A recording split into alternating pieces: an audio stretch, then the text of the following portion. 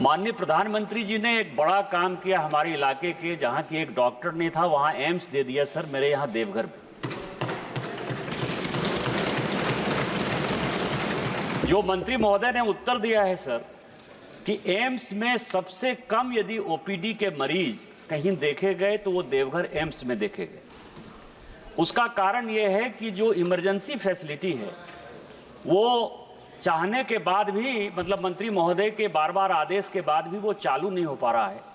मेरा आपके माध्यम से मंत्री महोदय से आग्रह है कि ओपीडी की फैसिलिटी हमारे यहाँ इमरजेंसी के साथ कब तक चालू हो जाएगी, तो कृपा होगी कि उसका महत्व जो है बढ़ जाएगा।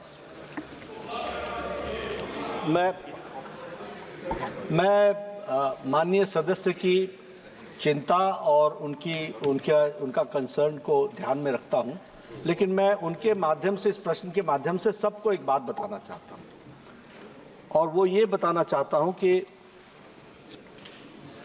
ऑल इंडिया इंस्टीट्यूट, क्योंकि ये बहुत प्रश्न महत्वपूर्ण है, ये all India Institute of Medical Sciences की हमारी कल्पना क्या है, हमारी परिकल्पना क्या है। हमारी परिकल्पना है, और वो बहुत हद तक पूरी भी हुई है, कि हम देश के कोने कोने से लोग अपने इलाज के लिए दिल्ली ना आए, और उनकी all India Institute of Medical Sciences Delhi में जिस तरीके से सेवा होती है वैसे ही ब्रांड नेम के साथ all India Institute of Medical sciences वहां खड़ी है। और इसीलिए माननीय प्रधानमंत्री जी ने इस अवधि के दौरान 17+ all India Institute of Medical sciences देश के हर एक क्षेत्र में खोलने का प्रयास किया। एक all India Institute of Medical sciences 1200 crore रुपए से लेकर के 2000 करोड़ रुपए की लागत से बनने वाला All India Institute of Medical Sciences है, with world's best tertiary health care systems, world's best. अब तीसरी बात कि ये जो हम वर्ल्ड बेस्ट स्ट्रक्चर खड़ा कर रहे हैं, मैं सबको बोलता हूं, और मैं आपके बेटर अंडरस्टैंडिंग के लिए 50s में All India Institute of Medical Sciences Delhi में आ गया था, लेकिन All India Institute of Medical Sciences की रिकॉग्निशन 70s और 80s में जाकर के हुई। Institutions are not created in one day. और मैं सबको बोलता हूं, क्या आप डिस्ट्रिक्ट हॉस्पिटल खोलना चाहते हैं या all India Institute of Medical sciences खोलना चाहते हैं?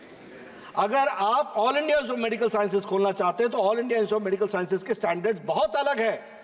उनके बराबर के स्टैंडर्ड्स किसी और डिस्ट्रिक्ट हॉस्पिटल्स के नहीं होते हैं। डिस्ट्रिक्ट हॉस्पिटल के डॉक्टर्स प्राइवेट प्रैक्टिस भी करते हैं। All India Institute of Medical Sciences में 24/7 365 they are there in the campus serving the patient. The amount of expenditure per patient is very different. It does not match with any other institution.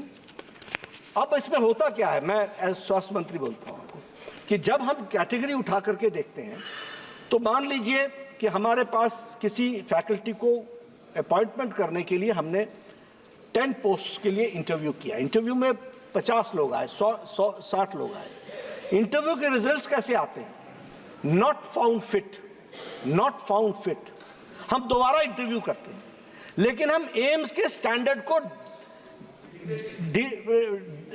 Dilute नहीं करते हैं, क्योंकि हमको उसी पर रखना है। इसलिए देखिए, निशिकांत जी उस दिन बहुत खुश हुए थे जिस दिन देवघर को all India Institute of Medical sciences मिला था। मैं उनकी चिंता व्यक्त करता हूं, और आप सब लोगों को, आप कोई भटिंडा के बारे में पूछेगा, कोई बिलासपुर के बारे में पूछेगा, सब जगह यही समस्या है।